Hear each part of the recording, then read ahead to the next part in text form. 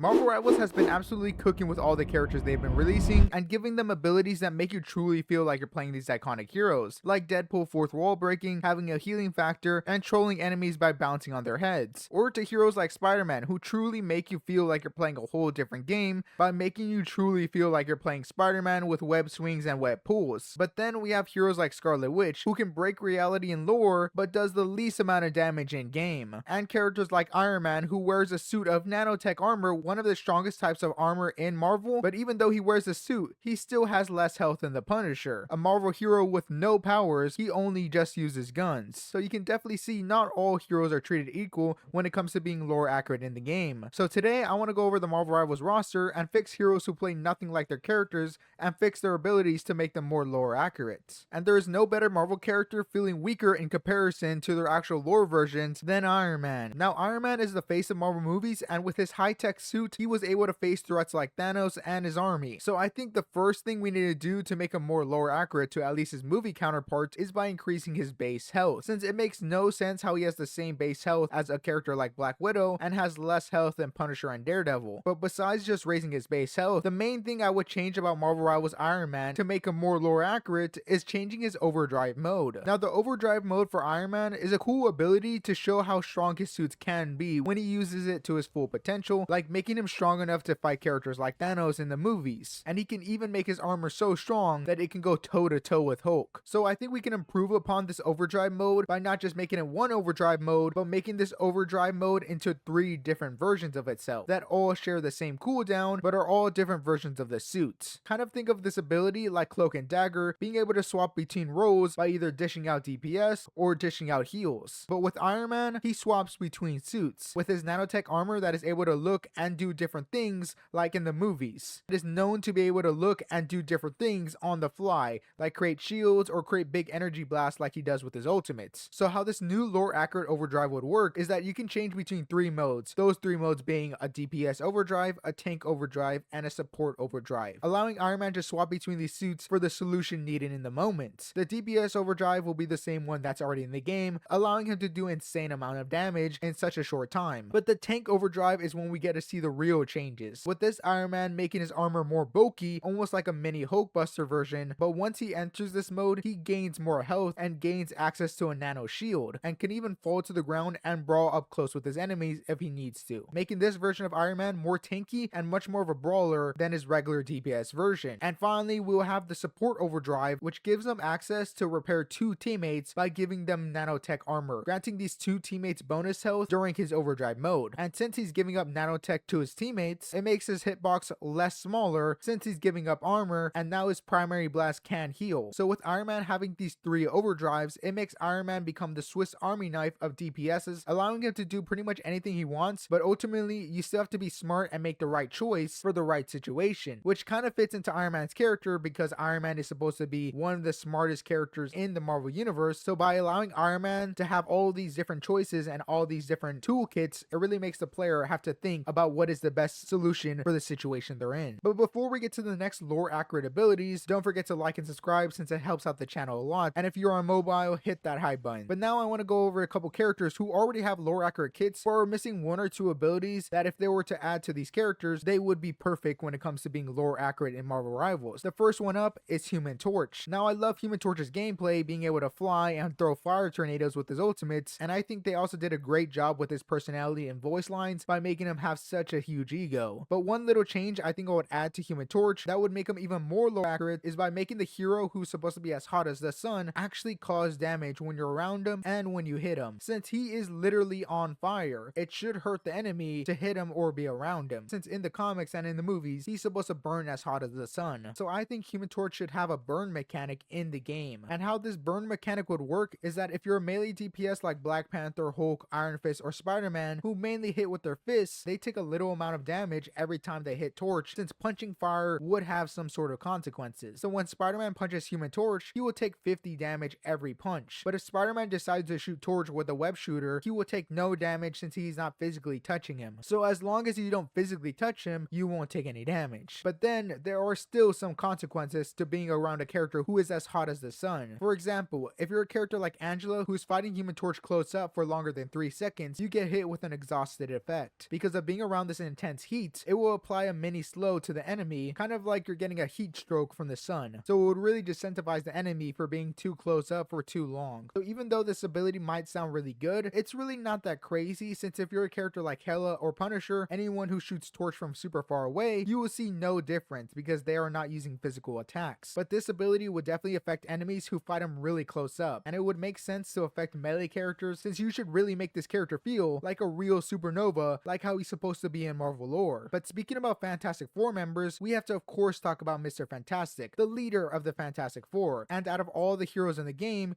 he's definitely the one that does not belong to the role he was put in. Making Mr. Fantastic a DPS is such an odd choice when the tank role fits his character way more than a DPS. Mr. Fantastic is the leader of the Fantastic Four, just like how Captain America and Magneto are leaders for their groups. So it would make way more sense to make the leader of the Fantastic Four the same role as them. And I feel like he already kind of does play like a tank in the game, so you wouldn't really need to change much. The first thing I would change to make him more fit in line with the tank is by increasing his base health from the current health he has to 500 health, a little less health than where Doctor Strange is at. The next thing I would give Mr. Fantastic to make him more feel like a tank is a mini tech shield like Deadpool's bubble, but instead of being a sphere, it's more like a wall, like a Groot wall. And the final thing I would add to Mr. Fantastic is give him this extra mini effect to when he bounces on his teammates, he gives them a mini damage boost to inspire his teammates to make him more feel like the leader he's supposed to be. And finally, tune down his damage a tad bit, since now he's a tank and shouldn't be doing as much damage as he did as a DPS. And boom, we have a hero who feels like he was supposed to be a tank all along, and for some reason he's in the DPS role. And finally, the last minor change I would make to a hero is Blade. Now Blade is supposed to be the mortal daywalking vampire, and the fact he has no regeneration mechanic in the game is actually insane to me. Like, yeah, he has lifesteal, which makes sense since vampires are supposed to get stronger with the blood of their enemies, but they're also supposed to be unkillable. And trust me, as someone who's currently maining Blade and trying to get him lured, when I play him in ranked, he is far from unkillable. So what I would add to Blade's kit to make him more feel like the mortal vampire he's supposed to be is giving him a second life. But unlike Wolverine's second life, this second life for Blade gives him an extra bonus on top of the extra life. Once Blade dies the first time and gets a second life, he becomes more feral after returning from the dead and gains a 4-second damage boost, allowing you to be better than you were in your past life, since now you're more tapped into your vampire nature, which I feel would make Blade feel more lore accurate by making his immortality actually show up in his gameplay. But the final change I'll be making in this video is to a hero who's considered one of, or if not,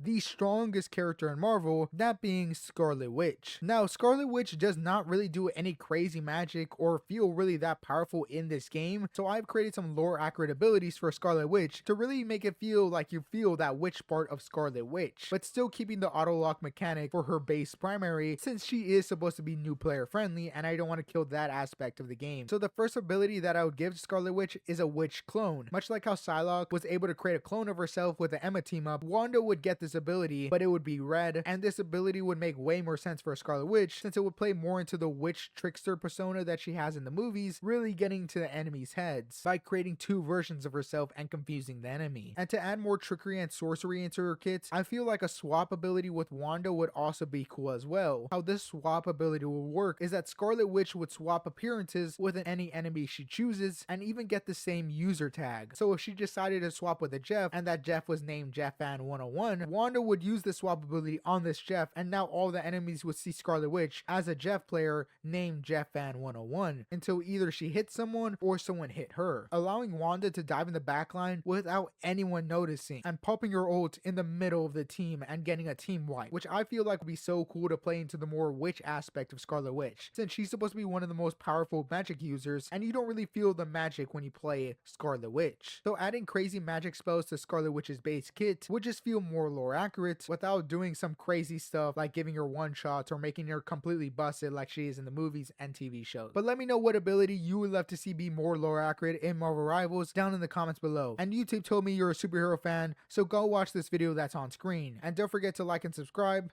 Later, hater. Peace.